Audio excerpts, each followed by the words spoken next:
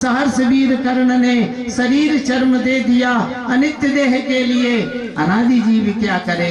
और वही मनुष्य है कि जो मनुष्य के लिए मरे, वही मनुष्य है जी जो मानवता के काम है। मानवता की रक्षा के लिए दधीचि ऋषि ने अपने शरीर का दान। नैमिषारण्य आप गए होंगे, मिस्र बहुत अच्छी जगह है।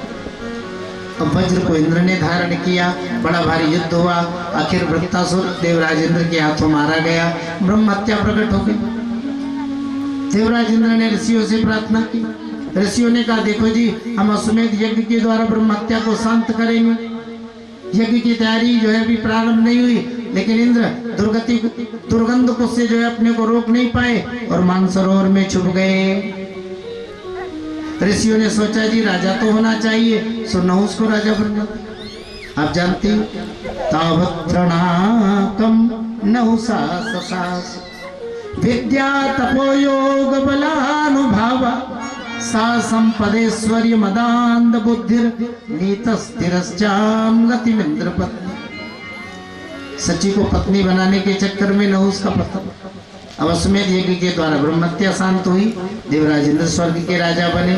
देखो ये वृत्तासुर सूरसेन मंडल का राजा चित्रकेतु था। 1 करोड़ रानियों में एक बेटा हुआ, उसे भी ईर्षा के कारण अन्य रानियों ने जहर देकर मार डाला। सो बड़ा दुखी हुआ और संत नारद जी की शरणागति ग्रहण की। नारद जी ने मंत्रोपनिषद का उपदेश दिया, जिसे जप करके पढ़ करके चित्रकेतु सिद्ध बन गए, आकाश में विचरण करने लगे। भगवान नारायण का इन्हें जो है दर्शन हुआ। एक बार चित्रकेतु से अपराध बन गया, इन्होंने भगवान शिव का उपहास किया। सो माता पार्वती ने क्रोध में श्राप दे दिया, महापुरुषों की जो हंसी करता है वो राक्षस होता है। यही वृत्तासुर के रूप में प्रकट हुए और इंद्र के हाथों मर करके मुक्ति को प्राप्त हुए। आगे मरुदगण ये भी दिति के द्वारा उत्पन्न हुए थे, लेकिन दिति के व्रत में त्रुटि होने के कारण ये देवताओं के पक्ष में चले गए। बोले कृष्णचंद्र भगवान की जय। अब आगे की कथा का वर्णन पिछले समय भी हो गया। आप सबके मंगल कामना करते हुए बलिहारी रसिया में तो नाचूंगी तेरे दरबारी रसिया में तो नाचूंगी तेरे दरबारी रसिया। तेरी मुरली पे हो, तेरी मुरली पे, तेरी मुरली पे जाऊं बलिहारी रसिया में तो नाचूंगी तेरे दरबारी रसिया में तो नाचूंगी तेरे दरबार रसिया।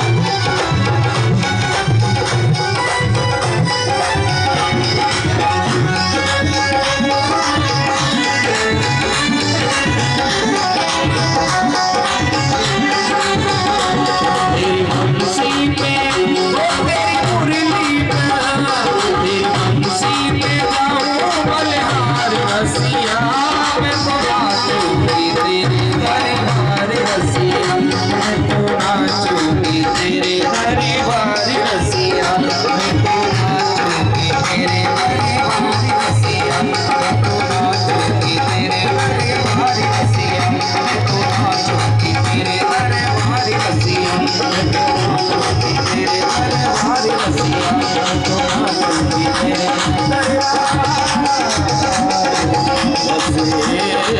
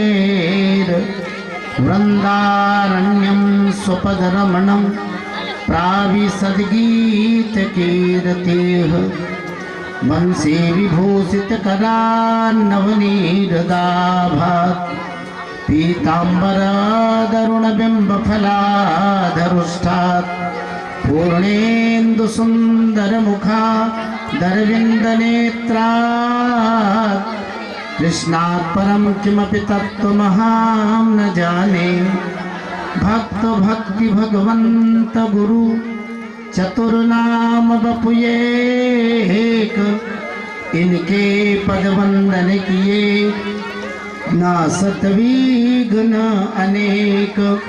बोलिए जगदम्बे मैया की जय हो, भैरव बाबा की जय हो, भागवत भगवान की जय हो, जय जय श्री राम।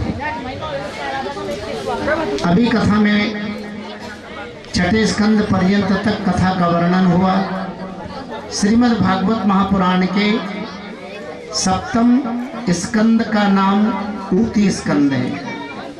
पहले कहा जा चुका है श्रीमद् भागवत महापुराण में 12 स्कंद है।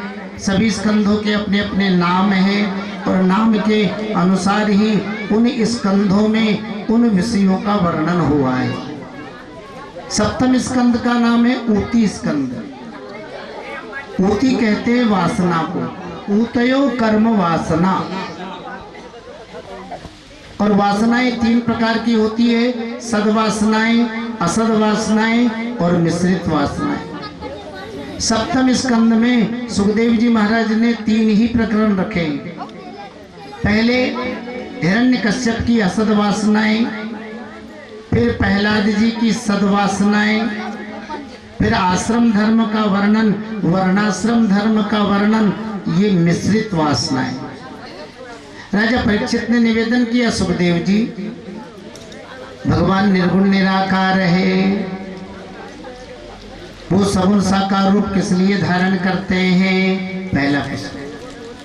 दूसरा, भगवान समदृष्टा है, समता का व्यवहार करते हैं। फिर भला इंद्र इत्यादि देवताओं का हित करने के लिए विषम दृष्टा बन करके उन्होंने भला दैत्यों को किस लिए मारा? सुखदेव जी ने बहुत बढ़िया समाधान किया। देखो परीक्षित, आपने बहुत बढ़िया बात कही है। भगवान निर्गुण है, निर्गुणोऽपि जो व्यक्त भगवान प्रकृते पराः स्वमाया गुणमावेश्य बाध्य बाधकतां गता। निर्गुण होते हुए भी, अजन्मा होते हुए भी, चराचर जगत में व्याप्त होते हुए भी भगवान भक्तों के प्रेम में बंध करके निर्गुण निराकार से सगुण साकार रूप धारण करते। देखो एक बात कहें, अपने यहाँ भगवान के दोनों ही रूपों को माना जाता है, निर्गुण भी और सगुण। अगुण ही सगुण नहीं और नहीं कछु भेदा, तो गावहि मुनि पुराण बुध वेदा। बोले निर्गुण ब्रह्म में और सगुण ब्रह्म में कोई भेद ही नहीं, ऐसा वेद शास्त्र और संत बखान करते। जो निर्गुण है वही सगुण है और जो सगुण है वही निर्गुण। लेकिन निर्गुण सगुण क्यों होता है? बोले अगुण अरूप अलख जजोई, तो भगत प्रेम बस सगुण सोई। जो परमात्मा अगुण गुणों से रहित है, अज अर्थात अजन्मा है, अलख है, अवगत है, निरंजन है, ऐसा प्रेम भक्तों के प्रेम में, ऐसा ब्रह्म भक्तों के प्रेम में बंध करके निर्गुण निराकार से सगुण साकार रूप धारण करता है। कैसे? बोले जो गुण रहित सगुण सोई कैसे, और जल हिम उपल बिलग नहीं जैसे। अच्छा अब आप ही बताओ, अब तो फ्रिजों में घर घर बर्फ जमती, पानी में और बर्फ में कोई भेद है क्या? जल ही बर्फ है और बर्फ ही जल है, तो निर्गुण ही सगुण है और सगुण ही निर्गुण है। वेदांती लोग तो कहते हैं कण कण में परमात्मा का निवास है। फकीर लोग भी कहते हैं जर्रे जर्रे में खुदा समाया है। और हमारे यहाँ उपनिषद भी यही बात करते हैं। तिले सुतेलम दधिनी वसर्पी आपा स्त्रोता अरणी सुचाग्नि। जैसे तिली के संपूर्ण अंगों में तेल व्याप्त है, स्रोत्रों में जिस प्रकार से जल भरा हुआ है, हमारी माताएं जानती है। जैसे दही में घी व्याप्त है, ऐसे ही वो परमात्मा भी सब जगह पर हरि व्यापक सर्वत्र समाना, तो प्रेम ते प्रगट हो ही में जान। सब जगह समान रूप से वो परमात्मा जो है व्याप्त है, लेकिन वो प्रकट कैसे होता है, निर्गुण से सगुण कैसे होता है? बोले भगत प्रेम बस। भक्तों के प्रेम में बंद करके वो निर्गुण निराकार से सगुण साकार रूप धारण करता है। देखो वेदांतियों ने जहाँ ब्रह्म निरूपण किया है ना, बड़ी अच्छी बातें मिलेंगी। भगवान हमारे अंदर भी है, भगवान हमारे बाहर भी है। अग जगमय सब रहित विरागी, वो सब में है और सबसे रहित है। संसार को बनाता है इसलिए रागी भी है, और वो संसार में आसक्त नहीं है इसलिए विरागी भी है। वेदांती लोग तो कहते हैं जिस परमात्मा की करनी भी अलौकिक है। देखो जी, लौकिक करनी में और पारलौकिक करनी में थोड़ा अंतर होता है। लौकिक करनी में कर्ता दिखाई देता है, लौकिक करनी में कर्ता दिखाई देता है, और अलौकिक करनी में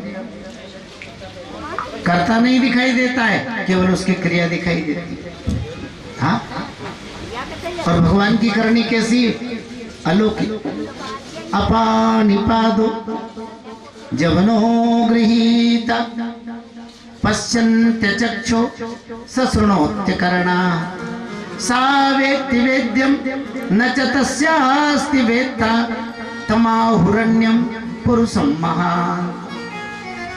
अपानिपादो, अच्छा आप ही बताओ, भगवान के हाथ किसी ने देखे हैं क्या? आज तक नहीं देखे, लेकिन वो जिसे चाहे उसे पकड़ लेता है। भागो आप कहाँ जाओ, हाथ नहीं है लेकिन जिसे चाहे उसे पकड़ लेता है।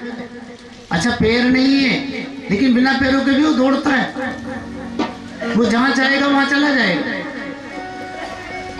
पश्यन्त्य चक्षु सशृणोत्य कर्णा, भगवान के कान है कहीं? नहीं, लेकिन फिर भी सबकी सुनता है। कबीर साहब ने तो कहा चीकी के पैरों में घुंघरू बांध दिए जाएं, उसकी जो आवाज होती है ना, साहिब उसे भी सुनता है। आंख नहीं है लेकिन फिर भी सबको देखता है। सेठ लोग हमारे बैठे हैं, बड़ी बड़ी फैक्ट्रियों में कैमरे लगे रहते हैं। अब तो स्थिति ये आ गई कि घर में बैठा हुआ आदमी फैक्ट्री में देखता रहता है कौन सा मजदूर काम कर रहा है और कौन सा बैठा है। भगवान ने तो कई संसार में कैमरे नहीं लगा रखे, लेकिन फिर भी वो सबको देखता है। सबके सामने आप अच्छा काम करोगे उसे भी वो देखता है, और एकांत से एकांत जगह में जाकर के अच्छा या बुरा जो कर्म करेंगे उसे भी परमात्मा देखते। एक बार एक बड़े अच्छे विद्वान थे वेदांत के, तो जिज्ञासु विद्वान उन संत के पास में गए, बाबा हमें चेला बना लो, एकादशी का दिन है। महात्मा जी ने कहा भैया मेरी तो कोई इच्छा नहीं है। बाबा हम तो आशा लेकर के आए। महात्मा जी ने कहा आशा लेकर के आए हो तो विचार करूंगा। लेकिन भैयाओं, मैं तो पहले परीक्षा लूंगा, इसके बाद मैं चेला बनाऊंगा। महाराज परीक्षा ले लो, हम तो श्रद्धा लेकर के आए हैं। महात्मा जी ने 2 केले लिए, एक केला एक विद्वान को दिया, दूसरा केला दूसरे विद्वान को दिया। कहा सुनो, तुम इधर जाओ और तुम इधर जाओ, एकांत में जाना और उस स्थान पर बैठ करके इस केले को खा लेना जहां तुम्हें कोई देख नहीं रहा। अब दोनों ही चल दिए, इधर भी पहाड़ और इधर भी पहाड़। एकांत में गए, पहाड़ के अंदर भी गुफा, गुफा तक पहुंच गए। इधर वाले ने सोचा बढ़िया मौका है, ना आदमी देख रहे ना पशु पक्षी देख रहे, अभी कीड़े मकोड़े जीव जंतु है तो ऊपर से कपड़ा ढक लिया, केले को छीला, खाया और वापस चल दिया। अब वो दूसरा विद्वान भी इधर पहाड़ तक गया, गुफा तक पहुंच गया, लेकिन जो ही केला हाथ में लिया, खाने के लिए तैयार हुआ, एकाएक याद आया भगवान ने कहा था वहां बैठ करके केला खाना जहां तुम्हें कोई देख नहीं रहा है।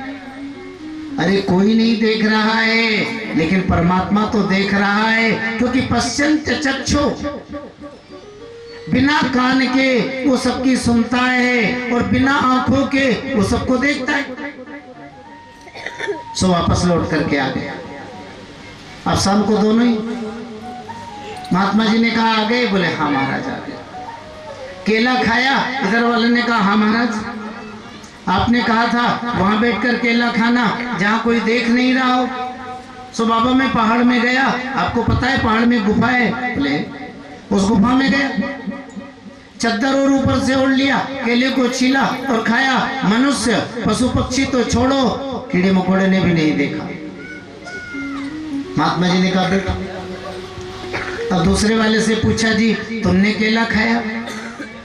दूसरे वाले ने कहा बाबा आपने कहा था वहां बैठकर केला खाना जहां कोई नहीं देख रहा है, मैं पहाड़ में पहुंच गया, इधर भी गुफा है, आपने तो महात्मा जी ने कहा है। उस गुफा तक पहुंच गए, लेकिन जब मैंने केला हाथ में लिया, मैं छीलने लगा, एकाएक आपकी बात याद आ गई। आपने कहा था वहां बैठकर केला खाना जहां तुम्हें कोई देख नहीं रहा है। अब कोई तो नहीं देख रहा है, लेकिन परमात्मा तो सर्वत्र है, वो तो देख रहा है। सो महाराज मैं तो केला वापस ही ले आया, ऐसी कोई जगह ही नहीं मिली जिस जगह परमात्मा नहीं देख रहा है। महात्मा जी ने कहा तुम्हारा ज्ञान ही सच्चा ज्ञान है, परमात्मा सर्वत्र है और वो सबको देखता है, तुम्हें मेरे शिष्य बनने के अधिकारी। वस्तु स्थिति क्या है, परमात्मा की जो करनी है ना वो अलौकिक है। बिना हाथों के वो जिसे चाहे उसे पकड़ लेता है, बिना पैरों के वो चलता है, बिना कानों के वो सुनता है, बिना आंखों के वो देखता है। मानस में भी तो यही बातें हैं। हाँ। कर बिन कर्म कर ही विधिनान, आनन रहित सकल रस भोग, बिन बानी बकता बढ़ जो, तरान बिन बास अशेष, अस सब भांति अलौकिक करण, और महिमा अमित जाय नहीं वर्ण। तो जही निगाह वही वेद बुध, और जाहि धर ही मुनि ध्यान, तो सोई दशरथ सुत भगत हित, और कौशलपति भगवान। ऐसा परमात्मा जो निर्गुण है, निराकार है, अलग है, अविनाशी है, अवगत है, भगत प्रेम बस शगुन सो। भक्तों की प्रेम में बंद करके निर्गुण निराकार से सगुण साकार रूप धारण करता है।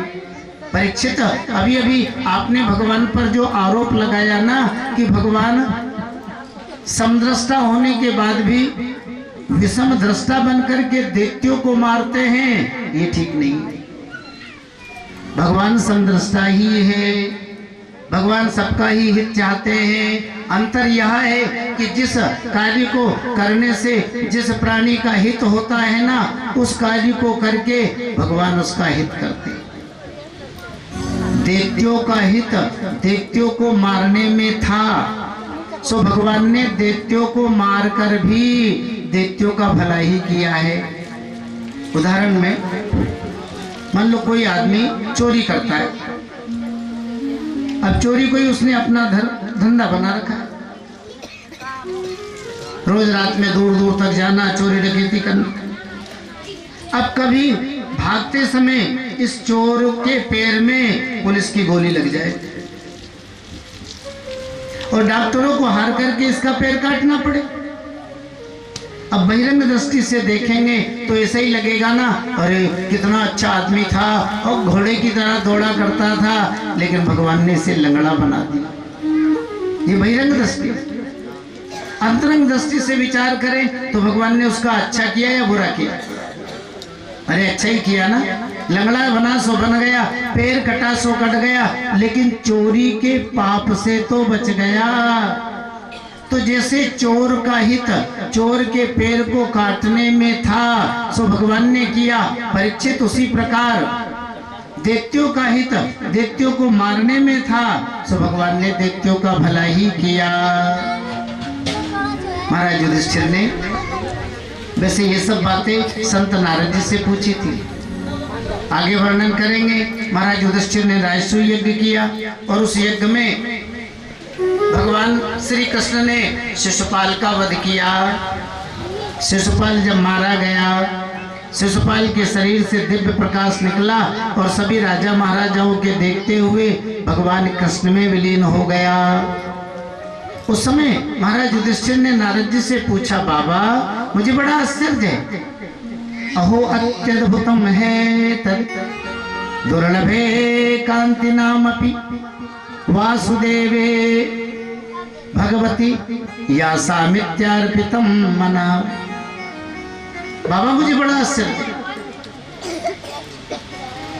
जिस शिशुपाल ने जीवन भर भगवान को गालियां दी वो मुक्त कैसे हो? अरे राजा बेन ने तो जो है वो भगवान को धर्म की निंदा की, भगवान से द्वेष की, इसलिए राजा बेन तो निंदा के पाप के कारण नरक में गया, लेकिन शिशुपाल ने तो भगवान से द्वेष किया, भगवान को खोटी खोटी गालियां सुनाई, फिर ये मुक्त कैसे हो गए? देखो नारद जी ने कितना बढ़िया स्पष्टीकरण यहाँ दिया।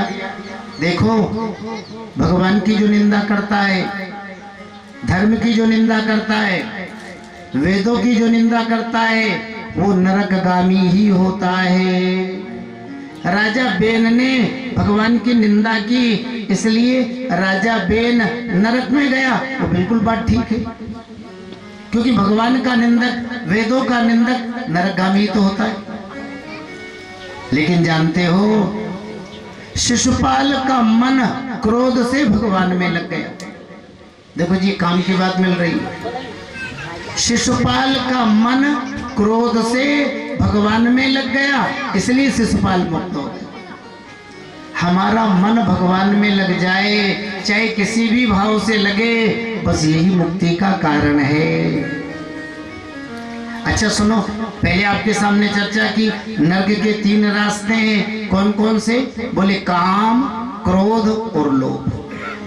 त्रिविधम नरकस्येदं द्वारं नाशनमात्मनः कामः क्रोधस्तथा लोभस् तस्मादेतत्त्रयं त्यजेत्। ये 3 नरक के रास्ते हैं, काम, क्रोध और लोभ। लेकिन यहाँ आप देखिए कितनी अच्छी बात मिल रही है। अरे हमारा आपका मन काम भाव से भगवान में लग जाए, क्रोध से भगवान में लग जाए, लोभ से भगवान में लग जाए, तो भी बेड़ा पार। आपको महाराज काम, क्रोध और लोभ से भगवान में मन लगे और फिर भी उद्धार हो जाए, बिल्कुल।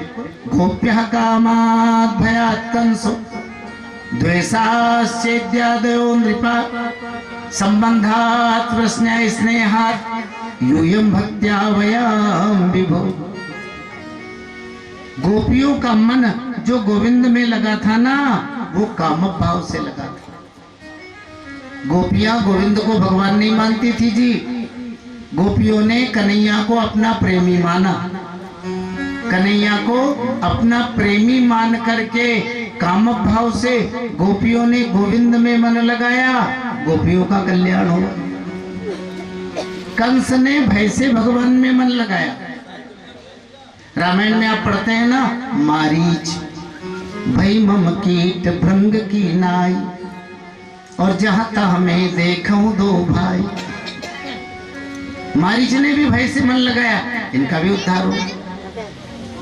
शिशुपाल ने, रावण ने क्रोध से भगवान में मन लगाया, कहा राम रण हताओ पचा, इनका भी कल्याण हुआ। और पांडवों, आपने भगवान समझ करके मन लगाया, आपका भी कल्याण होगा। और हम संतों ने निर्गुण निराकार ब्रह्म समझ करके मन लगाया, हमारा भी कल्याण होगा। मुख्य बात, हमारा मन भगवान में लग जाए। मन का भगवान में लगना ही मुक्ति है। तो शिशुपाल का मन गोविंद में लग गया, इसलिए शिशुपाल मुक्त हो। और वैसे भी देखो, आप सब जानते ही हैं, शिशुपाल साधारण राजा भी नहीं था। भगवान के पार्षद जय और विजय सनकादिक ऋषियों के श्राप के कारण 3 जन्म तक असुर योनि में प्राप्त हुए। पहले जन्म में हिरण्याक्ष और हिरण्यकश्यप, दूसरे जन्म में रावण और कुंभकर्ण, तीसरे जन्म में शिशुपाल और दंत्रवक्त्र। अब भगवान के हाथों मरकर ये मुक्ति को प्राप्त हुए। महाराज युधिष्ठिर ने पुनः प्रश्न किया, महाराज एक बात बताएं, हिरण्यकश्यप तो पिता था ना, और पिता के मन में बेटे के प्रति कितना दुलार, कितना प्रेम होता है, ये पिता जानता है। अभी हमने कहा था ना, भरत जी की आसक्ति 4 पैर वालों में, और हमारी आपकी आसक्ति 2 पैर वालों में। 2 पैर वालों में आसक्ति तो होती है, तो पिता की पुत्र में आसक्ति होती है। पिता सदैव ही अपने पुत्र का भला ही चाहता है। लेकिन ये हिरण्यकश्यप कैसा पिता था, जिसने अपने ही बेटे प्रहलाद जी को मारने के लिए नाना प्रकार के उद्योग किए। उस समय नारद जी ने कहा, देखो, जब हिरण्याक्ष भगवान बारह के हाथों मारा गया, सारे परिवार में बड़ा दुख है। हिरण्याक्ष की माता विलाप कर रही है, परिवार रो रहा है, हिरण्यकश्यप को भी बड़ा दुख हो रहा है। लेकिन हिरण्यकश्यप ने सोचा, जी मैं बड़ा भाई हूं, अब परिवार को संभालना ये मेरा ही तो कर्तव्य है। हिरण्यकश्यप ने कहा, मैया भाई के लिए कब तक विलाप करेगी? मिलना, बिछुड़ना, जन्मना, मरना, अरे ये सब तो काल के अधीन है। पथिच्युतम तिष्ठति दिष्ट रक्षितम, ग्रहे स्थितम तद्विहितम विनश्यति, जीवत्यनाथोऽपि तदीक्षतो वने, ग्रहेऽपि गुप्तस्य हतो न जीवति। पथिच्युतम तिष्ठति दिष्ट रक्षितम, काल अनुकूल है, भगवान रक्षा कर रहे हैं, तो संकट में पड़ने पर भी आदमी सुरक्षित रहता है। और काल प्रतिकूल हो गया, मृत्यु का समय आ गया, तो देखो जी, आप कितने इंतजाम कर दो, कोठरी में बंद कर दो, ऊपर से ताला लगा दो, चारों तरफ पहरेदारों को नियुक्त कर दो, लेकिन समय आ गया है तो आदमी जीवित नहीं रहता है। समाचार पत्रों में अपन पढ़ते हैं ना, कभी कभी पूरी बस की बसी खाई में गिर जाती है, कितने लोग मर जाते हैं, लेकिन किसी को खरोच तक नहीं आती। समय अनुकूल है तो आदमी कष्ट में भी सुरक्षित रहता है, समय प्रतिकूल हो गया तो वो जाएगा ही। लेकिन ये जन्म और मरण शरीर का ही होता है। जीवात्मा का परमात्मा से एक बार जन्म होता है, और एक बार जन्म होने के बाद दोबारा जन्म नहीं होता है। फिर तो जीवात्मा कर्म के अनुसार शरीर को बदलती है। वासांसि जीर्णानि यथा विहाय नवानि गृह्णाति नरो पराणि, तथा शरीराणि विहाय जीर्ण नन्यानि संयाति नवानि दे। जैसे हम आप पुराने वस्त्रों को त्याग करके नए वस्त्रों को धारण करते हैं, उसी प्रकार जीवात्मा भी कर्म के अनुसार पुराने शरीर को त्याग कर नए शरीर को धारण करती है। आत्मा अजर अमर है, नित्य है, शाश्वत है, पुरातन है। गीता में तो देखो दूसरे अध्याय में कितना अच्छा वर्णन है। नैनम छिन्नन्ति शस्त्राणि नैनम दहति पावकाः न चैनम क्रदन्त्यापो न शोकयति मारुतः। हिरण्यकश्यप ने नाना प्रकार के उपदेश अपनी माता को दी। आप थोड़ा सा यह विचार करें तो हिरण्यकश्यप को भी वेदांत का, आत्म तत्व का, अनात्म तत्व का कितना बढ़िया ज्ञान था जी। हाँ? रावण को आप देखो तो इसे भी आत्म तत्व का, अनात्म तत्व का बहुत अच्छा ज्ञान था और बहुत अच्छे उपदेश देता था। एक बात कहें, उपदेश देना कोई बड़ी बात नहीं, बहुत सरल है।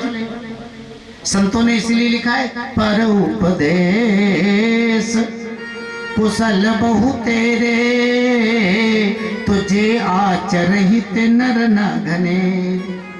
दूसरों को उपदेश देने में चतुर मनुष्यों की हमारे समाज में बोले कोई कमी नहीं है।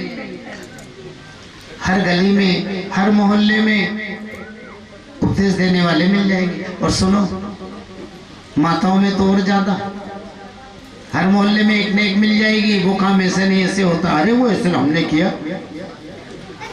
सुनो, उपदेश देने के चक्कर में मत पड़ो। शेर भर उपदेश है और पाव भर आचरण है, तो शेर भर उपदेश की अपेक्षा जो पाव भर आचरण है ना, वो ज्यादा श्रेष्ठ है। तो उपदेश देने की अपेक्षा उपदेश को अपने जीवन में उतारना ये ज्यादा महत्व रखता है। हाँ? उपदेश के अनुसार चले, ये ज्यादा महत्व रखता है। आप इस भाव को एक दृष्टांत से समझ लें, आपको बहुत बढ़िया समझ में आएगा। माता जी का मंदिर है ही पहाड़ पर, चारों तरफ गांव है। ऐसे ही पहाड़ और पहाड़ पर भगवान का मंदिर। देखो जी, भक्तों की आस्था होती है। हमारी बूढ़ी बूढ़ी माताओं को देखो ना, डंडा लेकर के आती है, ये भावी तो है। चलो माता जी की कथा हो रही है और मैयाओं आया करो, है ना, इधर उधर बैठने से अच्छा है भगवान की कथा में बैठो, भगवान का नाम सुनो। तो भक्त लोग भी पहाड़ पर दर्शन के लिए जाया करते। अब पहाड़ी रास्ता, एक जगह रास्ता थोड़ा टेढ़ा मेढ़ा था, सो लोग भटक जाते, जाना चाहिए मंदिर पर और कहीं निकल जाते। अब महाराज भक्तों ने सोचा यहाँ थोड़ी दिक्कत है, रास्ता लोग भटक जाते हैं, क्या करें? बोले एक बोर्ड लगा दो। सो एक लोहे का बोर्ड गाड़ दिया और उस पर बड़े बड़े अक्षरों में लिख दिया, मंदिर का रास्ता इधर से है। अब लोगों को सुविधा होने लगी, लोग प्रेम से, है ना, पहाड़ के ऊपर तक जाते, भगवान का दर्शन करते। अब बरसात का समय आ गया, आप जानते हो बरसात में सब जगह हरियाली छा जाती है। पानी जब गिरा पहाड़ पर भी हरियाली। एक बेल उस बोर्ड के पास उगाई, एक बेल लता उस बोर्ड के पास उगाई और बोर्ड के सहारे से बढ़ने लगी। अब किसी ने ध्यान दिया नहीं। वो बेल इतनी फैल गई, धीरे धीरे इतनी फैल गई कि सारा बोर्ड ही ढक गया। वो बोर्ड दिखाई देना ही बंद हो गया कि यहाँ किसी ने कुछ गाड़ रखा।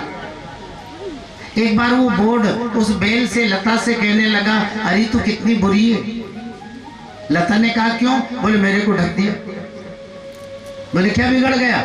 देख मेरे पर जो लिखा है ना भक्तों ने कि मंदिर का रास्ता इधर से है। जब लोग आते या भटकते, मेरे ऊपर लिखा हुआ पढ़ते कि मंदिर का रास्ता इधर से है, तो सीढ़ियां चढ़कर पहाड़ तक जाते और भगवान का दर्शन प्राप्त करते। भक्त भटकेंगे, लोगों को परेशानी होगी, इसलिए तूने बुरा किया जो मुझे ढक दिया। अब वो बेल कहने लगी, बोर्ड एक बात बता, तेरे ऊपर जो ये लिखा है ना कि मंदिर का रास्ता इधर से, तेरे ऊपर जो ये लिखा है कि मंदिर का रास्ता इधर से है, इसे पढ़ करके कितने ही लोग सैकड़ों सीढ़ियां चढ़ करके पहाड़ के ऊपर तक गए और उन्होंने भगवान का दर्शन भी प्राप्त कर लिया। लेकिन दूसरों को रास्ता बताने वाले भगवान के दर्शन के लिए तू भी 2-4 सीढ़ी ऊपर चढ़ा कि नहीं चढ़ा? लोग तो वहां तक पहुंच गए, लेकिन तुम भी 2-4 सीढ़ी ऊपर चढ़ा कि नहीं चढ़ा? बोर्ड ने कहा मैं कहां से चढ़ूंगा, मेरे को तो भक्तों ने जहां गाड़ दिया है ना वही गड़ा हूं। तो उस बेल ने कहा सुन, जो तेरी तरह बोर्ड है, जो केवल दूसरों को रास्ता बताते ही बताते हैं, उस रास्ते पर चलते नहीं हैं, ऐसे बोर्डों को ढक देने में ही फायदा है। जो दूसरों को केवल रास्ता बताते ही बताते हैं लेकिन उस रास्ते पर स्वयं नहीं चलते हैं, ऐसे बोर्डों को ढक देने में ही फायदा है। बोले कृष्णचंद्र भगवान की जय। तो देखो जी, पर उपदेश कुशल बहुते, दूसरों को उपदेश देना ये सरल है, लेकिन उपदेश के अनुसार चलना ये ज्यादा महत्व रखता है। हिरण्यकश्यप ने भी अपने परिवार को देखो नाना प्रकार के उपदेश दिए और ये मदराचल पहाड़ पर पहुंचा और उसने दिव्य 100 वर्षों तक तपस्या की। महाराज इसके तप को देख करके जगत पिता ब्रह्मा वरदान देने के लिए आए, कश्यप नंदन मांगो। हिरण्यकश्यप ने वरदान मांगा, पितामह मुझे अमर बना दो। ब्रह्मा जी ने कहा ये वरदान तो नहीं दे सकता हूँ, लेकिन तुम तो बुद्धिमान हो ना, ऐसा वरदान मांग लो जो अमर के जैसा ही हो। देखो दैत्य लोग हमेशा बल में और बुद्धि में देवताओं से बढ़ चढ़ करके रहे।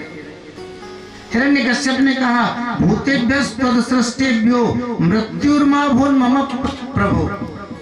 पितामह मैं आपके द्वारा बनाए गए किसी भी प्राणी के द्वारा नहीं मारा जाऊं। ब्रह्मा जी ने कहा तथास्तु। हिरण्यकश्यप ने कहा और भी मांगना है, न अंतर बहिर्दिवानक्तम न अन्यस्मादपि चायुधे न भूमो नाम्बरे मृत्युर न नरेर्नामृगेरपि। न अंदर मारा जाऊं, न बाहर मारा जाऊं, न दिन में मारा जाऊं, न रात्रि में मारा जाऊं, न मनुष्य से और न पशु से।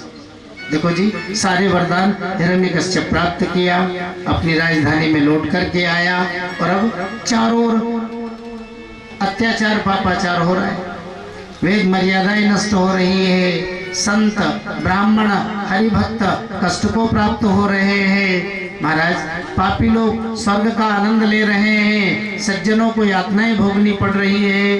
देवता भगवान के पास, नारायण आप सनातन धर्म के रक्षक हैं, स्थिति इतनी बिगड़ चुकी है, सारे सत्कर्म बंद हो चुके। भगवान नारायण ने कहा देवताओं इस समय तो मैं भी हिरण्यकश्यप का वध नहीं कर पाऊंगा, क्योंकि ब्रह्मा जी के वरदान से रक्षित है। लेकिन चिंता मत करो, जिस समय यहाँ किसी से भी द्वेष नहीं करने वाले मेरे भक्त प्रहलाद से द्वेष करेगा, भले ही ब्रह्मा के वरदान से रक्षित हो, फिर भी मेरे हाथों मारा जाएगा। क्योंकि नरसिंह को प्रकट करना ये देवताओं के बस का रोग नहीं है। नरसिंह को प्रकट करने के लिए प्रहलाद जैसा अनुराग चाहिए। ऐसा मत मानो कि उस समय भगवान खम्बे में थे, आज खम्बे में नहीं। नरसिंह बसे प्रति खम्बन में, पर कारण को प्रहलाद का। आज भी भगवान नरसिंह प्रत्येक खम्बे में निवास कर रहे हैं, लेकिन उन्हें प्रकट करने के लिए प्रहलाद जी जैसा अनुराग चाहिए। सो देवता पहाड़ों की कंदरों में प्रतीक्षा कर रहे हैं, हम आप भी छोटे से भजन में सम्मिलित हो जाएं, फिर आगे कथा का वर्णन। बोलिए कृष्णचंद्र भगवान की।